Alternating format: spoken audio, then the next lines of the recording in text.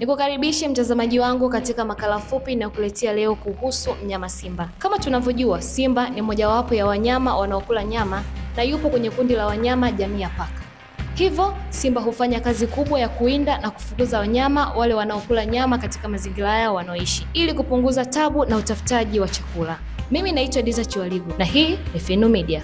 Lakini mambo haya mazuri kiganjani mwako yanakujia kwa hisani ya MSS Group of Companies Limited, ambao ni wasindikaji na wauzaji wa MSS Fresh Milk, yogurt, mtindi, samli na kadhalika.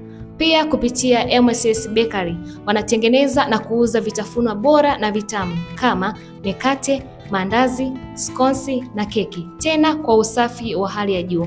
Wanapatikana Nsimbo, wilaya ya Mpanda, mkoani Katavi. Kwa mawasiliano zaidi unaweza kupiga simu namba 0767705595. Simba ndio wanyama pekee jamii ya paka wanaoishi kwa ujamaa. Katika kundi la simba huwa kuna kina mama, watoto, shangazi na wakati mwingine hata kina bibi. Pia huwa na dume mmoja au wakati mwingine mara chache sana huwepo dume zaidi ya mmoja. Kuna aina tofauti za simba ambazo nitakutajia mbele ya makala hii.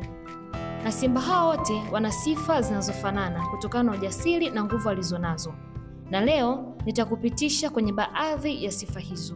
Kama nilivyokuambia, simba ni wanyama jamii ya paka, na ukiwatazama vizuri kama si ukubwa au umbo, basi huwezi kuwatofautisha kwa haraka na paka wafugwao majumbani. Tofauti yao kati ya paka wa majumbani ni ukubwa wa miili yao, lakini pia muonekano wa rangi.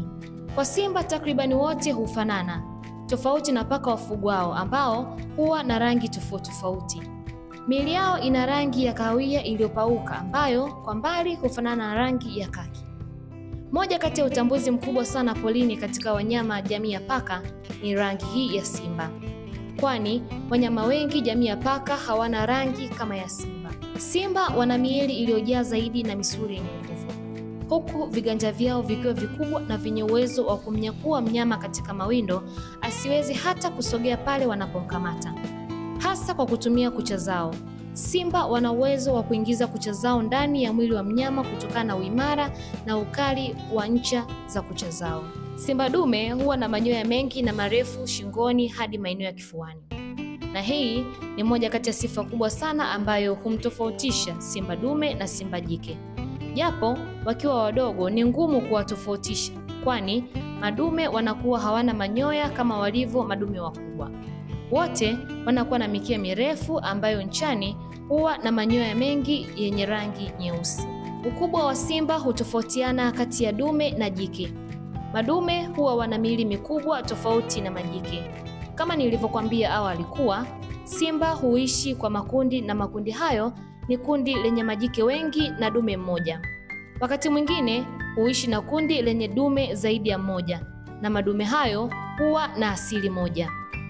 Na ikumbukwe kuwa simba ndio jamii ya wanyama pekee wanaoishi kwenye kundi kubwa la ujamaa, kuchangia mipaka na kuinda kwa pamoja. Kundi hili huwa na kina mama na watoto ambao wanaishi kiukoo, hasa upande wa majike na watoto wa kiume. Kundi la simba huishi kitemi na kwa ubabe zaidi. Ili simba dume aweze kumiliki kundi la majike, basi madume hupigana, hasa anayeshinda huwa na mamlaka ya kutawala himaya hiyo na humfukuzia mbali kabisa dume ambaye ameshindwa. Hii ni kwa sababu kila dume hutaka kizazi chake tu ndio kisalie na si kizazi cha dume mwingine. Usikose sehemu ya pili ya makala hii kuhusu mnyama simba. Usiache kusubscribe, kulike, kucomment na kushare ili wewe mtu wa kwanza kupata taarifa zetu kupitia hapa Feno Media. Tuonane wakati